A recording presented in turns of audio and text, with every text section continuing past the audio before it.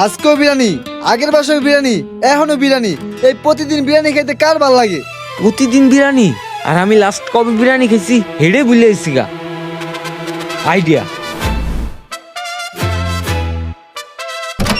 আম্মু আজকে কি রান্না করছো? আজকে মানে আজকে প্রতিদিনের মতোই ডাল ভর্তা। আচ্ছা দাও, ডাল ভর্তা দিয়ে ভাত দাও। খারা দিতাছি। এখন আবার কে আইলো? আসসালামু আলাইকুম আঙ্কেল। ওয়ালাইকুম আসসালাম। তোমার পরিচয়? আঙ্কেল আমি আপনার বাসার প্রতিবেশী।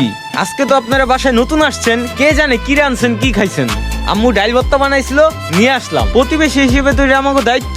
আমরা কিছু রান্না করলে আপনার জন্য নিয়ে আসবো, আর আপনারা কিছু রান্না করলে আমাদের জন্য নিয়ে আসবেন। কি বলেন আঙ্কেল? কথা তো ঠিক আছে। আঙ্কেল কিসের জানি ঘেরান আসতেছে। ও হ্যাঁ, দাঁড়াও আসতাছি।